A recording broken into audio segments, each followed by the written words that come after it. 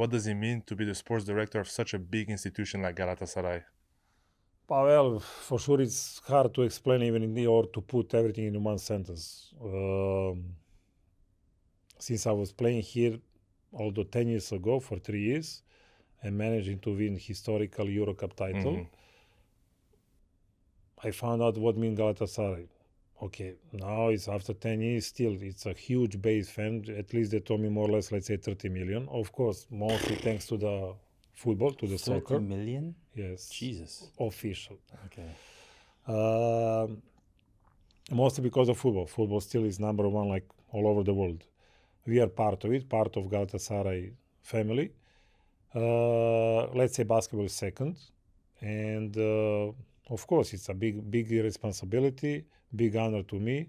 Also, I cannot say like kind of surprised, but still I was surprised that they called me and they offered me this kind of job. So of course, at one moment, like you cannot say no.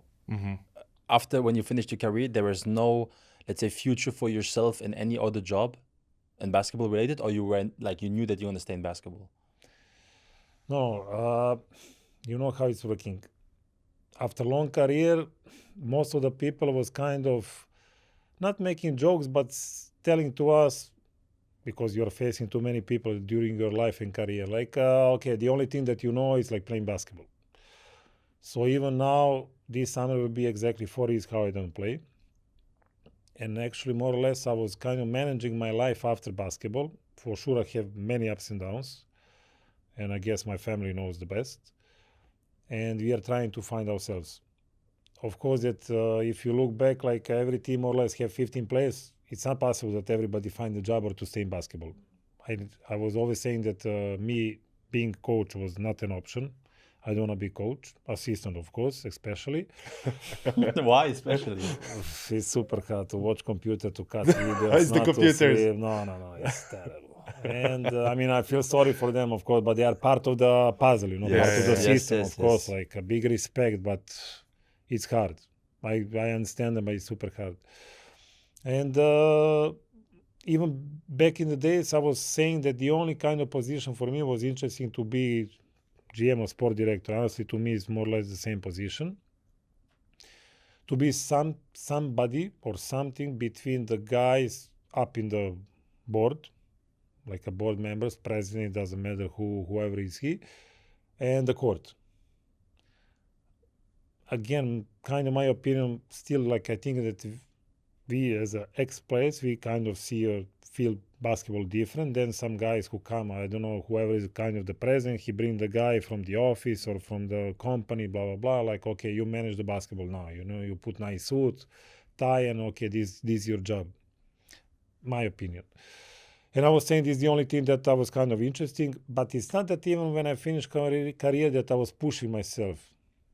I never call my agent. I never kind of offer myself to another club. Say, listen, guys, I'm about to finish my career or I'm finishing contract. That's it. I want to be something, somewhere, like I didn't even point the finger to any country, to any club, to any coach or something. Never. So I come back in Belgrade because I'm from Belgrade, for me, the best city.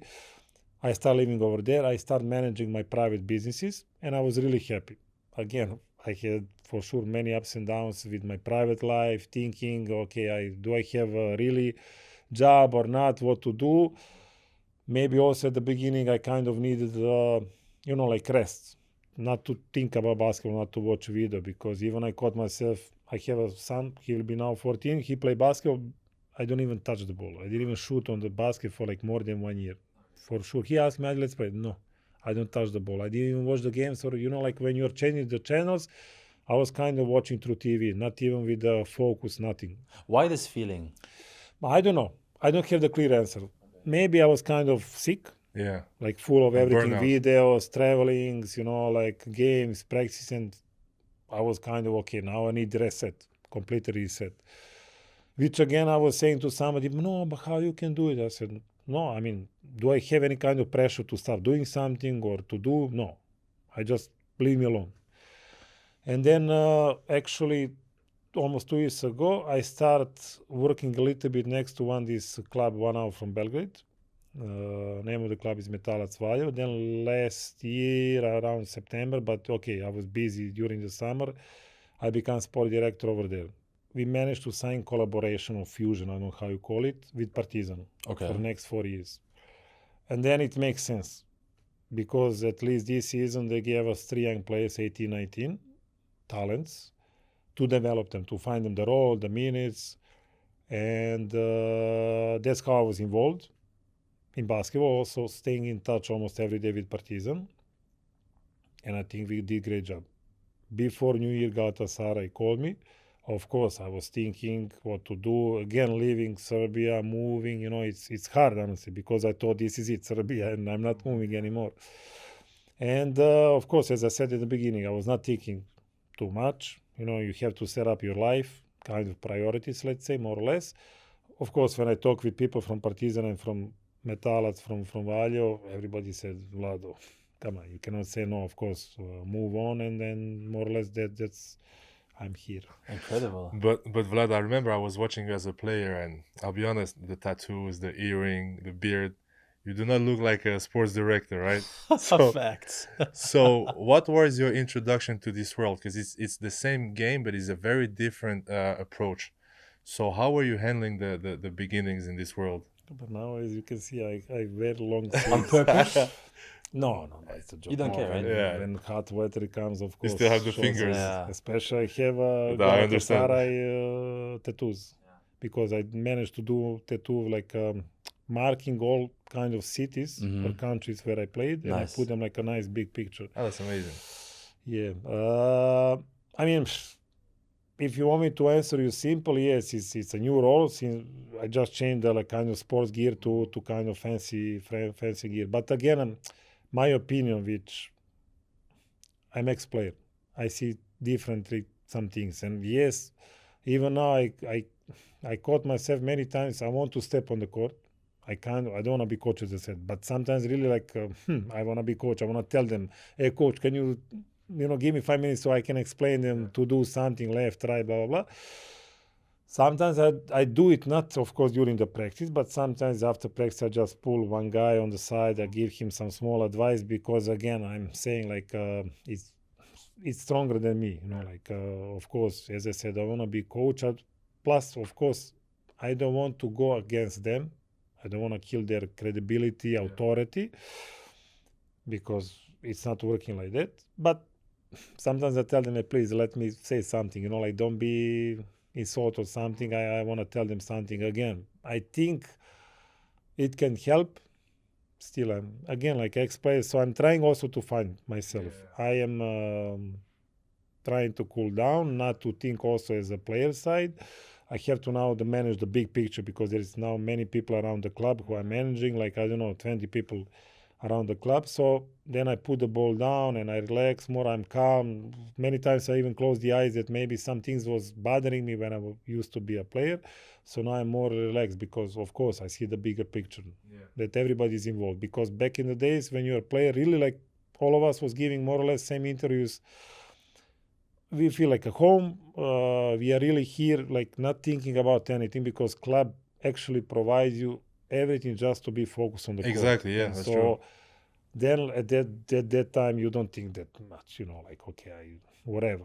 But now really you have to see the bigger picture, what actually people are doing around the court, so you really feel comfortable, really being focusing on the basketball in court. Do you think that a sports director or a GM has to be an ex-player? No.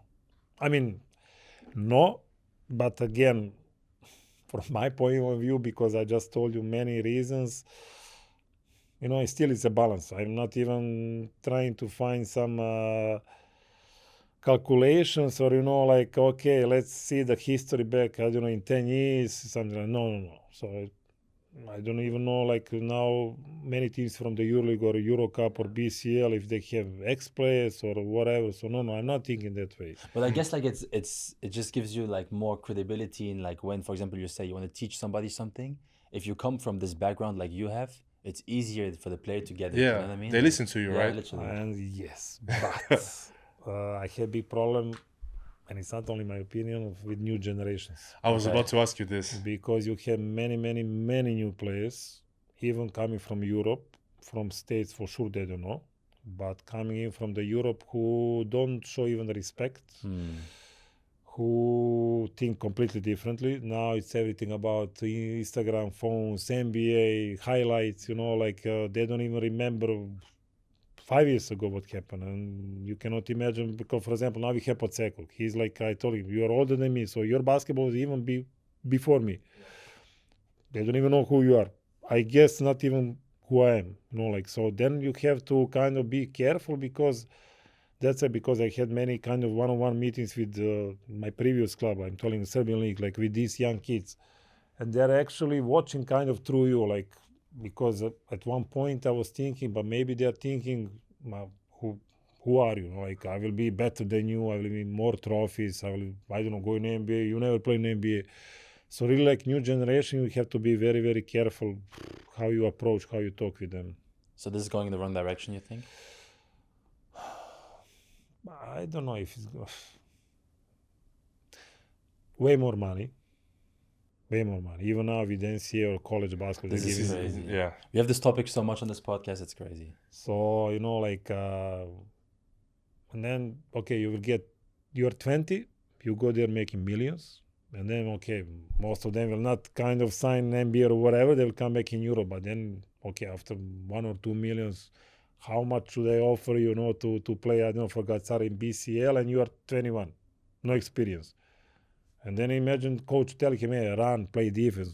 Come on, I have on the bank account already 2-3 millions, So it's very, very, very dangerous. Yeah. That's what I'm saying, how are we going to manage the next generations? Plus, even now there, everybody is kind of tired. You cannot practice more than 1.5 hours. Really. You practice one time in a day. There is no more 2 practices, double practice. No. Like back in the days, there was much more. How are your cannot practices in imagine. Budućnost North? Double, man. Okay, way less games. Now, I remember my last season in Milano, I played 96 official games. Jesus Christ. So yes, you cannot play, because too many games, too many More than travelings. NBA regular season. 82, something like that. Yeah. Oh my God. Okay, I understand. But again, trust me, today, after 1 hour, we are tired, we feel pain. But and then, okay, what to explain him? Hey, 10 years ago, we practice, we go on the mountain in preseason August for 3 weeks, to run.